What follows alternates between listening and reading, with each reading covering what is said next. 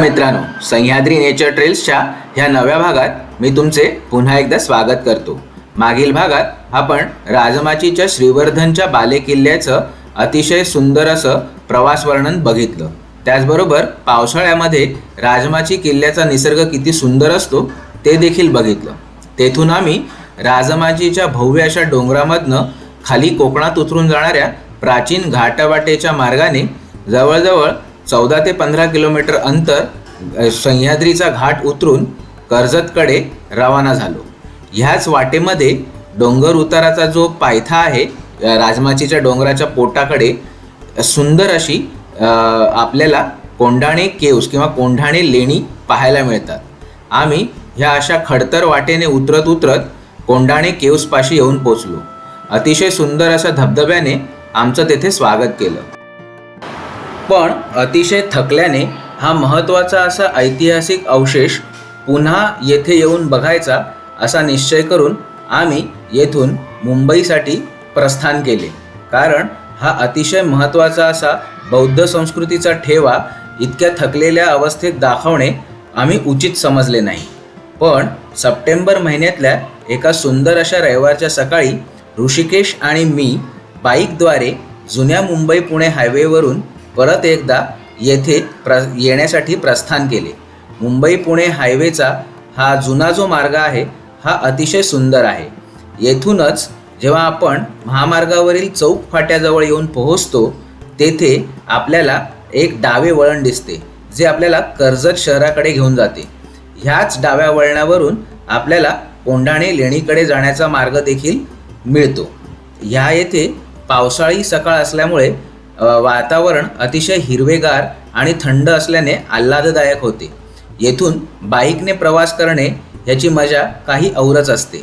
Google मॅपवर आपण अतिशय सोपेपणे कोंढाणे लेणीचा हा मार्ग पाहू शकता।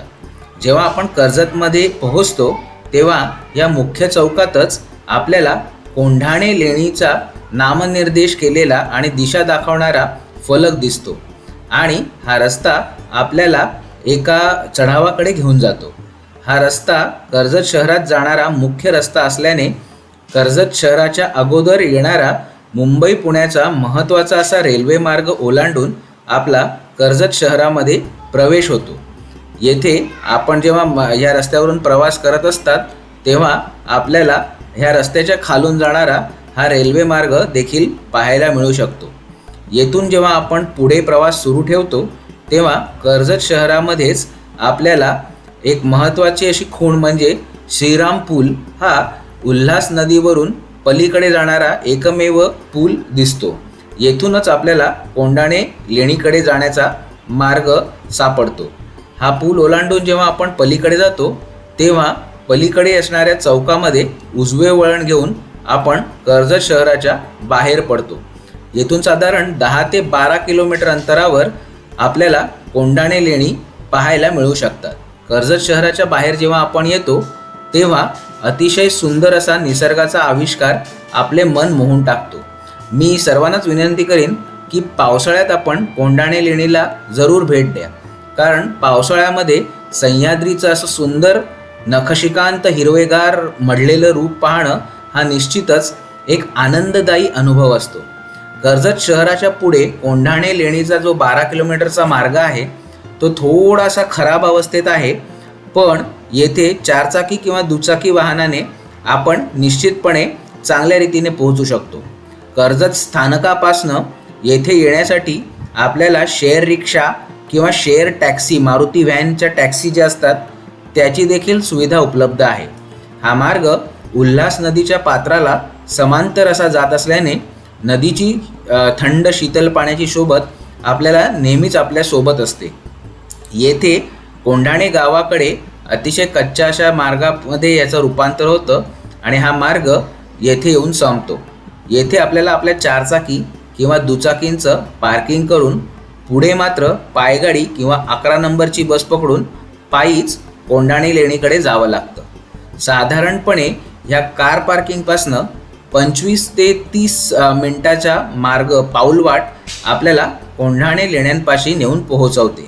पण पावसाळ्यामध्ये हिरवाईने नटलेल्या या पाऊलवाटेवरून प्रवास करणं हा निश्चितच एक आनंददायी अनुभव असतो.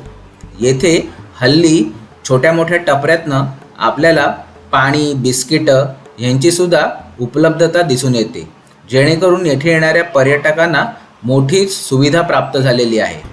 हिरव्यागार वनश्रीने नटलेल्या ह्या डोंगरामध्ये आपल्याला ही पाऊलवाट घेऊन जाते आणि साधारणपणे येथून चढाईची सुरुवात होते.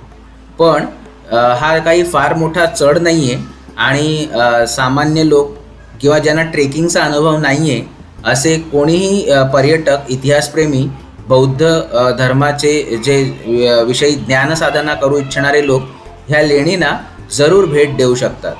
आणि पाऊलवाट देखील हरवण्याचा काही संबंध नाही आहे, कारण अतिशय रुळलेली अशी ही पाऊलवाट आहे आणि शनिवार रविवारी येथे बरेचसे पर्यटक धबधब्यांचा आनंद लुटण्यासाठी सुद्धा पावसाळ्याच्या वेळामध्ये आपल्याला येथे आलेले पाहायला मिळू शकतात. येथे पावसाळ्यामध्ये धबधब्यांमध्ये जे भिजण्याचा आनंद घेणं ही देखील एक अतिशय आनंददायी मजेची बाब आहे.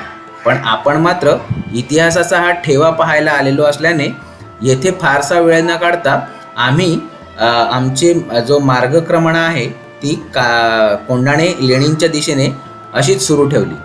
पर्यटक मात्र धबधब्यांचा आनंद लुटण्यासाठी येथे बराच वेळ काढतात आणि दुर्दैवाने कोंढाणे लेणीपाशी पोहोचून ते फारसं लेणी न बघता धबधब्यातच भिजण्याचा आनंद लुटण्यात मशगूल असतात. हे चित्र मात्र बदलले पाहिजे. ह्याच चित्र बदलण्यासाठी ह्या कोंढाणे लेणीचा इतिहास आणि आपल्या पूर्वज किती अतिशय क्रियाशील होते, त्यांनी किती सुंदर सुंदर लेणी बनवली, त्याच्या पाठी त्यांचा विचार काय होता हे जाणून घेणेसुद्धा तितकेच गरजेचे आहे. असा विचार करत जेव्हा आपण पुढे चालतो तेव्हा आपल्याला दूरवरून कोंढाणे लेण्याच्या चैत्यगृहाचं दर्शन होतं आणि नवीन हुरूप प्राप्त होतो आणि आपण थोड्या जास्तच जोरात चालून लेण्यापाशी पोहोचण्याचा प्रयत्न करू लागतो. चला, आता आपण येथे पुरातत्व खात्याने बांधलेल्या पायऱ्यांपर्यंत पोहोचलो आहोत. येथून आपला प्रवेश वर्तमानातनं इतिहासात होत आहे. शालिवाहन राजसत्तेच्या छत्रछायाखाली जेव्हा महाराष्ट्र वैभवाच्या शिखरावर होता, बौद्ध मताचा येथे खूप प्रसार झाला होता. त्याचसोबत महाराष्ट्राचा व्यापार त्या काळी आंतरराष्ट्रीय पातळीवर पोहोचला होता. शूरपारक, कल्याण, चौल यासारख्या बंदरामधून मालाची मोठी देवाणघेवाण होत असे. तो माल घेऊन उल्हास नदीच्या पात्राशेजारून व्यापारी तांडे सह्याद्रीच्या डोंगर रांगांपाशी येत. तेथे अजस्त्र सह्याद्रीच्या डोंगररांगा पार करण्यासाठी कुसूरचा घाट, भोर घाट, उंबरखिंड अशा घाटवाटा निर्माण झाल्या होत्या.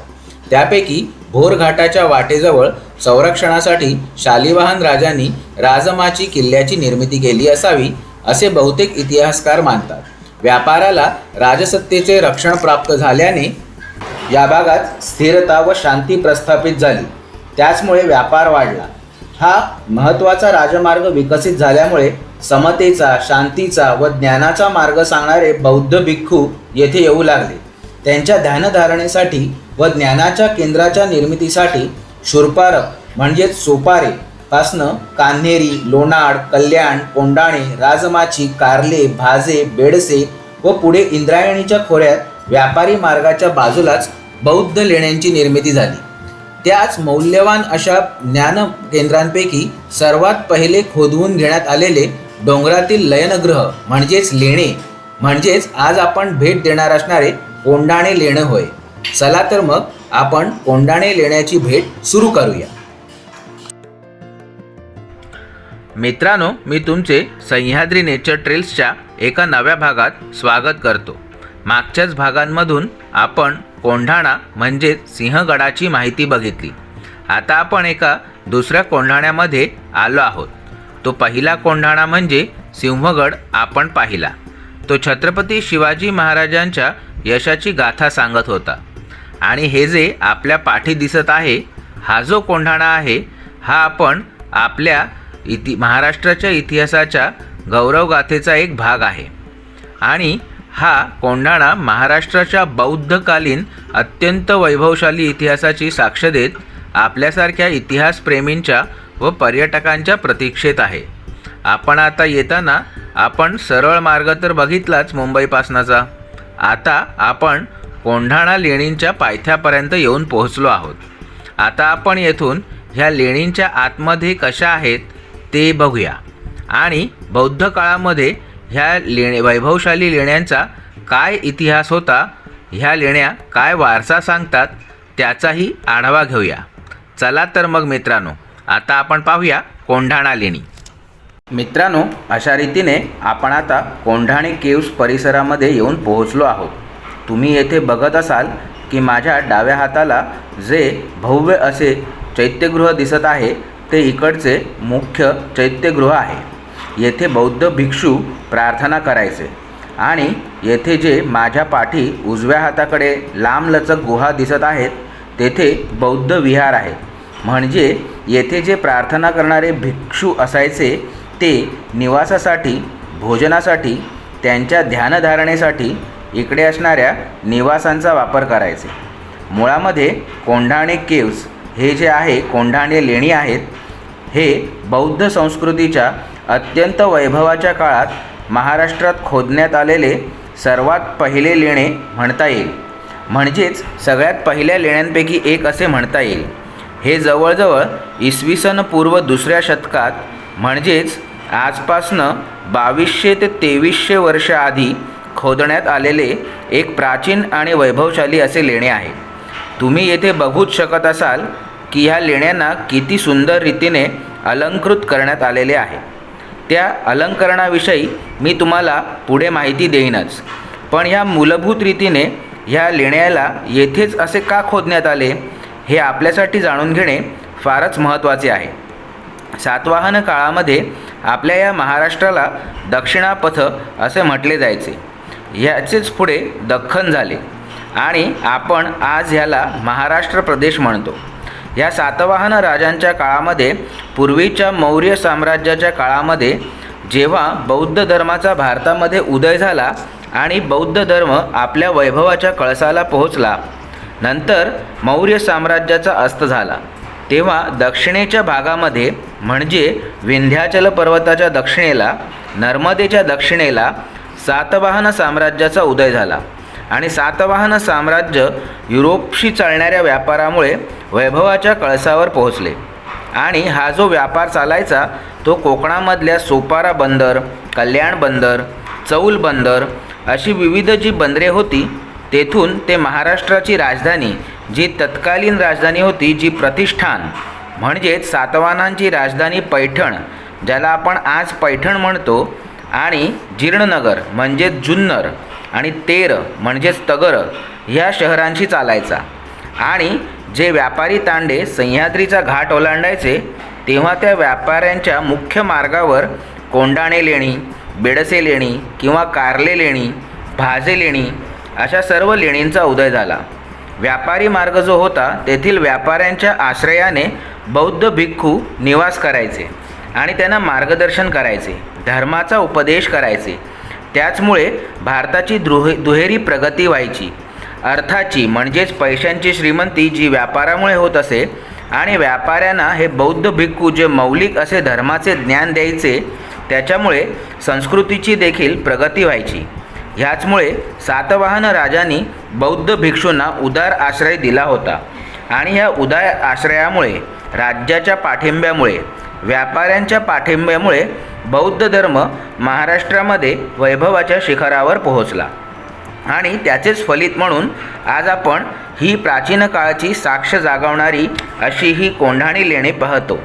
आता आपण लेणींचे अंतर्गत भाग पाहायला सुरुवात करूया. सप्टेंबर महिन्याच्या एका रम्य अशा पावसाळी रविवारच्या दिवशी आम्ही येथे येऊन पोहोचल्याने येथे सर्वत्र हिरवेगार अशी वनराई फुलली होती. त्याचबरोबर हे लेणं येथे समोरच पडणाऱ्या धबधब्यामुळे मुंबई आणि पुण्याच्या ट्रेकर्समध्ये फारच प्रसिद्ध आहे.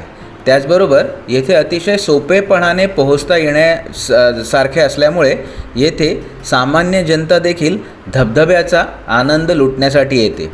दुर्दैवाने येथे येणाऱ्या 90% लोकांना याचे ऐतिहासिक महत्त्व फारसे माहीतच नसते, त्यामुळे ते येथे केवळ ह्या धबधब्याचा आनंद लुटण्यासाठी येतात. आम्ही मात्र इतिहासाच्या दालनामध्ये शिरलो.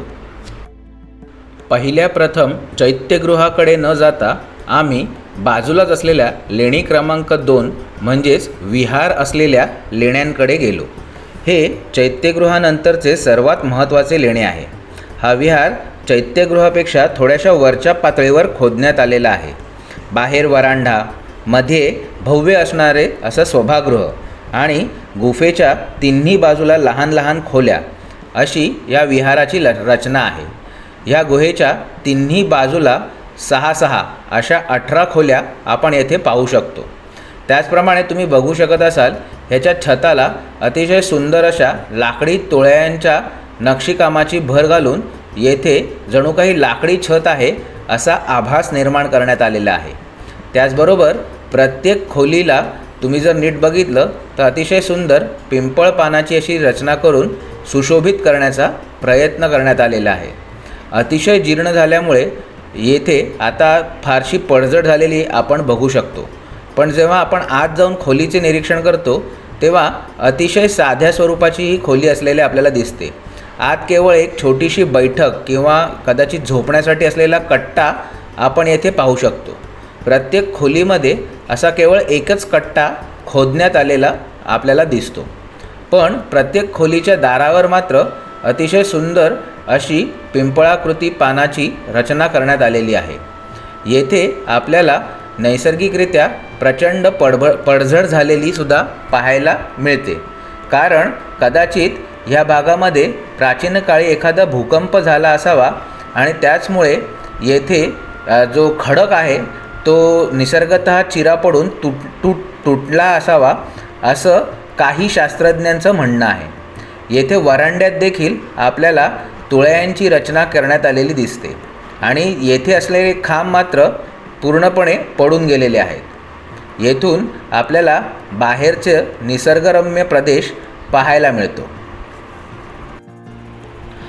कोंढाणे लेणीच्या वरांड्याचे, चैत्यगृहाचे, विहाराच्या समोरच्या बाजूवर असणाऱ्या अलंकरणाचे बरेचसे खांब तुटलेल्या अवस्थेत दिसतात. ते कशामुळे झाले असावे याचा शोध घेताना आम्हाला आंतरजालावर म्हणजेच इंटरनेटवर धम्मचक्र.com ह्या वेबसाईटवर फारच वेगळी माहिती मिळाली. साईटवरील माहितीप्रमाणे इसवी सन 1594, 1618, 1678, 9 डिसेंबर 1751 आणि 5 फेब्रुवारी 1752 असे बरेच भूकंप सह्याद्रीच्या पुणे व उत्तर कोकणाच्या भागात झाले. ह्याचपैकी कुठल्या तरी भूकंपामध्ये कोंढाण्या लेण्यांचे अपरिमित नुकसान झाले असण्याची शक्यता आहे अशी माहिती धम्मचक्र.com ह्या वेबसाईटवरून आम्हाला कळली. लेणी क्रमांक 2च्या पुढे लेणी क्रमांक 3 ते 7 हे केवळ लहान निवासाच्या जागा असणाऱ्या खोल्यांच्या स्वरूपात आहेत, ज्यांची आता फारच पडझड झालेली आहे. या सर्वांची रचना जवळपास सारखीच असून एक लहान खोली व बसण्यासाठी 2 ओटे इतकेच आपण येथे पाहू शकतो. अशा रीतीने 7ही लेण्या पाहून झाल्यावर आपण सुंदर अशा ह्या जलप्रपाताजवळ येऊन पोहोचतो. येथे पर्यटक वर्षाकाळामध्ये भिजण्याचा मनसोक्त आनंद लुटतात. पण हा जलप्रपातच लेणी येथे असण्याचं एक महत्त्वाचं कारण आहे. कारण ह्या जलप्रपाताचे पाणी येथे असलेल्या पोढ्यांमध्ये म्हणजेच टाक्यांमध्ये साठवून येथे असलेल्या बौद्ध भिक्षूच्या उदरनिर्वाहाची सोय कोणे एकेकाळी करण्यात येत असे. येथीलच साठवलेले पाणी बौद्ध भिक्षू त्यांच्या दररोजच्या दैनंदिन कार्यासाठी वापरत असत. येथेच लेणी क्रमांक 8 आपण पाहू शकतो.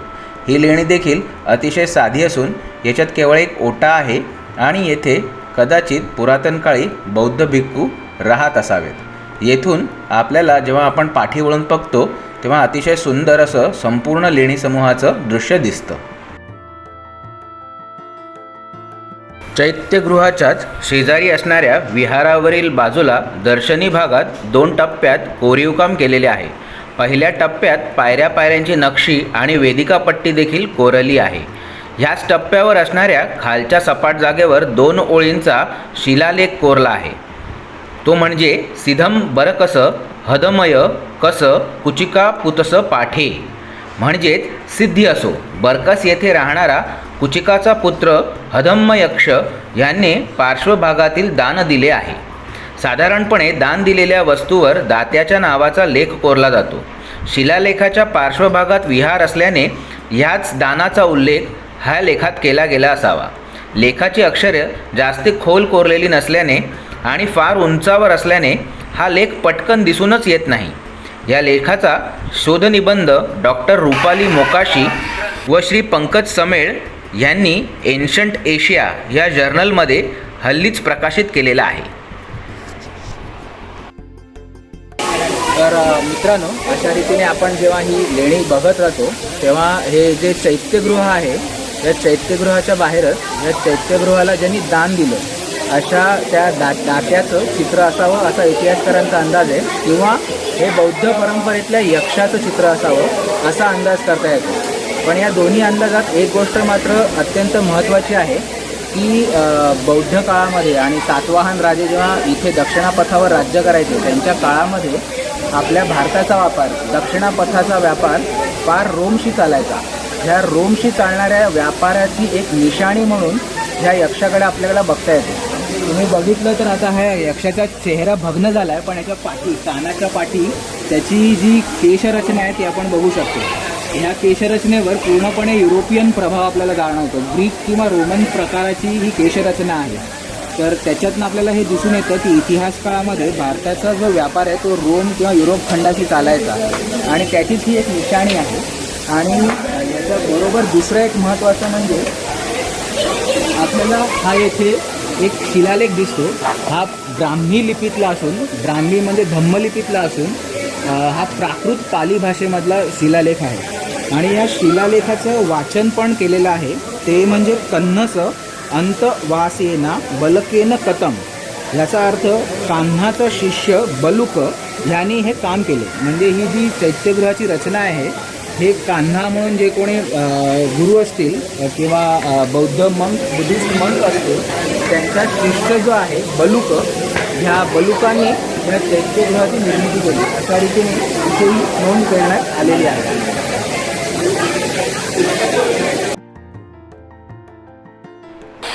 अशा रीतीने दोन्ही शिलालेखांचं वाचन करून झाल्यावर आता आपण मुख्य चैत्यगृहाकडे वळूया. चैत्यगृहाचं अतिशय भव्य असं सुंदर दिसणारं पिंपळाकृती गवाक्षाचं प्रवेशद्वार पाहता क्षणीच येथे येणाऱ्याचं मन मोहित करतं. त्याचबरोबर ह्याच्या दर्शनी भागात असणाऱ्या ह्या दोन लाकडी कमानी ह्या अतिशय जुन्या आहेत. पुरातत्वशास्त्रज्ञ पर्सी ब्राऊन ह्यांच्या मते चैत्यगृहाच्या मुख्य प्रवेशद्वाराजवळ असणाऱ्या द्वारशाखेच्या या दोन लाकडी कमानी मूळच्याच असून किमान 2300 वर्ष 2300 वर्ष जुन्या असाव्यात. तर अशा रीतीने इतक्या प्राचीन काळातलं हे लाकूड काम हे अतिशय दुर्मिळाती दुर्मिळ स्वरूपामध्ये आपण म्हणजे बघू शकतो. इतर कुठल्याही लेण्यात किंवा किल्ल्यांमध्ये आपल्याला इतकं प्राचीन लाकडाचं काम दिसणार नाही. पण दुर्दैवाने बाकीचं आतलं चैत्यगृह आहे हे बरंचसं भग्न स्वरूपात आहे. आर्किओलॉजी सर्वे ऑफ इंडियाने येथे दुरुस्तीचं काम हाती घेतलं आहे. पण मागे सांगितल्याप्रमाणे अतिशय मोठ्या भूकंपामुळे ह्या चैत्यगृहाची पुष्कळशी हानी झालेली आपण पाहू शकतो. चला आता आपण आत जाऊन येथे अंतर्गत वास्तुरचना पाहूया. हे चैत्यगृह सुमारे 22 मीटर लांब, 8 मीटर रुंद आणि 8.5 मीटर उंच आहे. चैत्यगृहातील मूळचे स्तंभ 32 असून सध्या मात्र जुना मूळचा एकही स्तंभ अस्तित्वात नाही. त्याऐवजी आर्किओलॉजी सर्वे ऑफ इंडियाने येथे नवीन स्तंभ लावलेले आहेत. आपल्याला येथे समोरच चैत्यगृहातील मुख्य पूजनीय वास्तू असलेला स्तूप दिसून येतो. ह्या स्तूपाचा व्यास साधारणपणे 2.9 मीटर असून सध्या याची खूपच पडझड झालेली आहे.